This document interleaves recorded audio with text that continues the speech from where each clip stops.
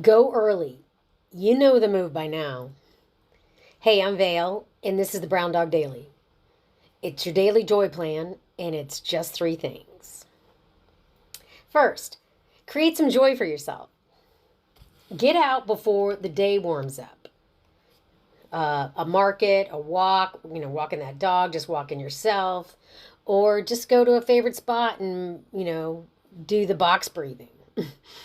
Bring water, especially if you're in Austin, Texas, where I am. And every day I do go walk the dog, and it's hot, but it's pretty nice here in the morning.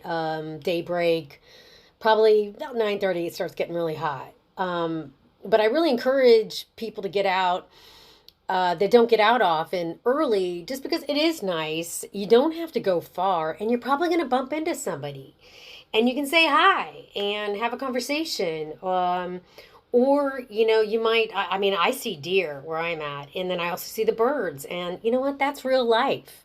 So take a beat and do that. Okay, again, and that's connecting in real life. But another idea for connecting in real life is bring someone who hasn't, left the house much this week. Again, in the South, it's hot and people stay in, just like in the North, people stay in the winter. So I have a neighbor I'm thinking about. I haven't seen her much. So, but usually on the weekends, I try to make something kind of, homemade, and I'll save a plate for her and cover it up, and just, say, hey, I'm going to come bring this over to you. And I make her come outside and sit with me for a minute, and we kind of catch up, and then I'll give her the bag. People get in their way they do things, and that's fine. Just try to have a little connection, and try to connect with those people who, again, who you haven't seen a whole lot of. And definitely, I'm always about getting something done, because I'm a huge procrastinator. So here's something: cook something from scratch tonight, even just two ingredients. Okay, I told you about, taking something over to my neighbor. But I do like to cook, probably more on the weekends, more hard, the harder stuff on the weekends, as we're all working or doing whatever we have to do during the week. We try to make things, that make sense, for us. So right now, today, I'm making braised short ribs. And, you can get those at the grocery on deals sometimes, or sometimes ask the butcher if he has any in the back. And, those are the ones with just like a little rib and some meat on it. I try to get the ones that have more meat on them, but sometimes I think they save them for themselves. But anyway, I got some good ones, and it's easy. It takes just a little time. You get kind of like, a Dutch oven, one of those pots that are, kind of pretty and sit on the top of your stove, and that you always see people have. And I, put a little olive oil in. I'll saute some onions and carrots. If you have shallots, you can do that too.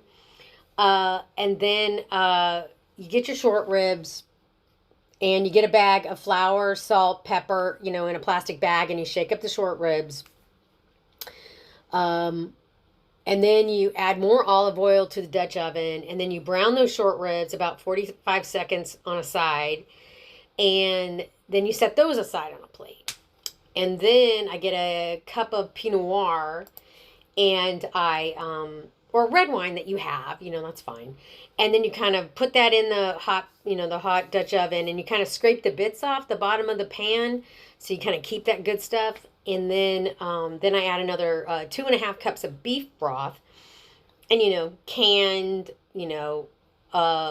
or you could use bouillon, that's fine, or something you have the homemade, whatever.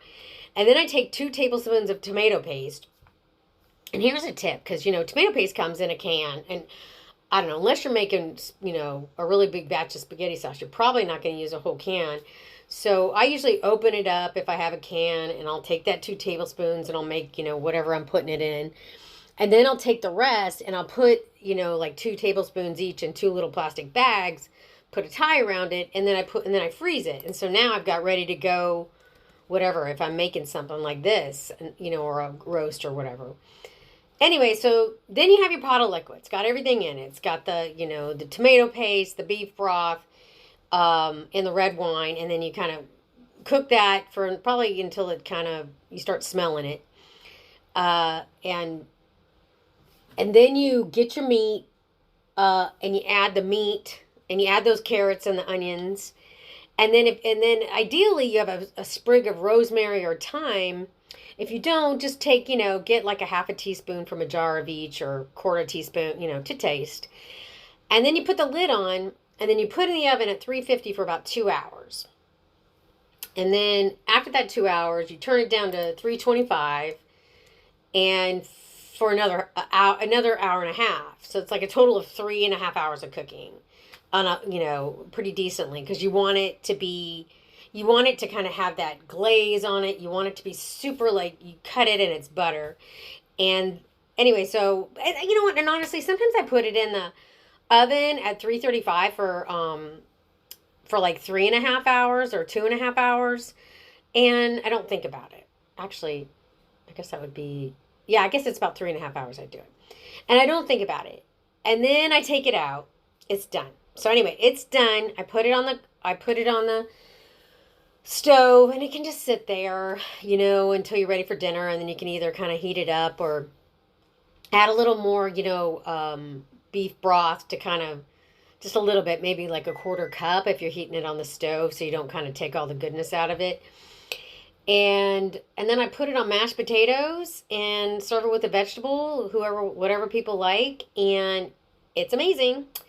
And the leftovers are great, or you could actually freeze it too if you can't eat it all. But usually it's all gone. Probably have enough for one more meal.